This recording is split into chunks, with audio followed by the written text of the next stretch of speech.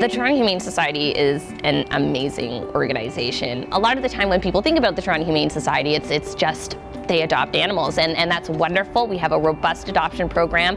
We found 3,100 animals homes last year. It's absolutely amazing. Animals stay in our shelters really, really short, but there's so much more that we do. We have a public veterinary service that is top-notch. Through that service, we provide low-cost spay neuter to animals, dogs and cats. We have vaccines. We provide anti-parasites for animals as well, wellness exams, so that's amazing. We have training programs and socialization programs for dogs. We go into schools. We have humane education programs. So there's so many different ways that we're actually out in the community and impacting the community. And there's probably someone that you know who has access to Toronto Humane Society service. We are in a society where we don't have the wherewithal or the programs and services in place to deal with the problems that we have, that animal owners are experiencing, that pets are experiencing. So we're here to service that need, and that's why we've been around for so long. There is actually kind of a joke in animal welfare or animal support circles in that we would love to be shut down. I would love to wake up tomorrow morning and find out that we are out of business, right? It would be great if every animal was in a loving home, they were well socialized, they were getting the medical care that they needed. Then we wouldn't have to be here. But unfortunately, even though we're making a lot of progress in animal welfare, and there's a lot of great things that have been happening in recent years, we just aren't there yet.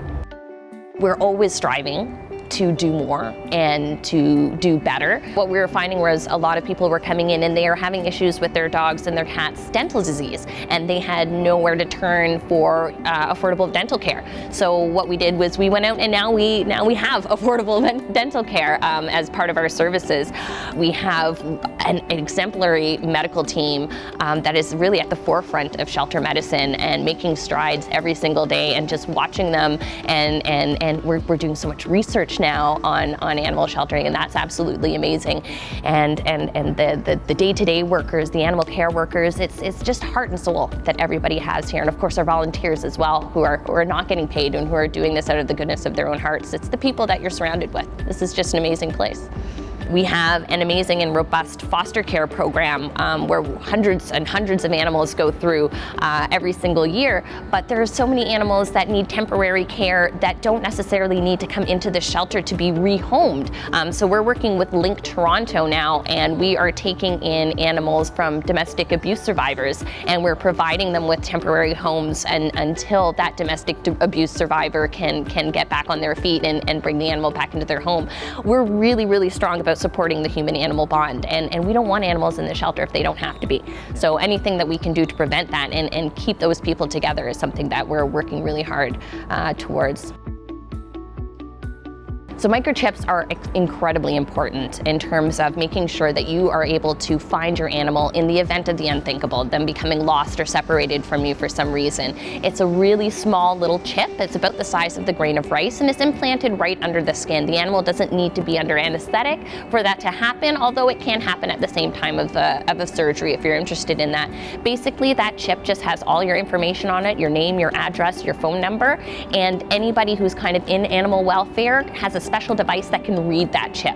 So if your animal makes it to a rescue organization like ours, or Toronto Animal Services, or a veterinary clinic, they'll be able to find the owner. They'll be able to find you. Whereas if they don't have that identification, they may not make it back to you. If you're considering getting an animal, and it sounds trite and it sounds cheesy and you've heard it before, but it's the truth, an animal is for life. You're adopting an animal for life, so it's a big decision. Take everything into consideration. What's this animal going to need? How big is it going to get? How long is it going to live? Are you going to be able to accommodate this animal's needs for the entirety of its lifespan? And taking into account not things just like, food and your animal annual health checkup, but what if an emergency happens? What if an emergency happens for that animal? What if an emergency happens for you? What plans do you have in place for that animal and for yourself when those things when those things happen, because they do. And then also to come and visit your local animal shelter. Sometimes people have the opinion that the animals here are quote unquote lemons, or there's something wrong with them and they ended up at the shelter because there is a problem, and that is just not the case. Most animals that are here through no fault of their own. So someone is moving, there's a new baby, someone's developed allergies. These are wonderful, wonderful, wonderful pets who just need a home and need love. And you can come down and adopt one, and not only do you get a best friend, you've saved a life.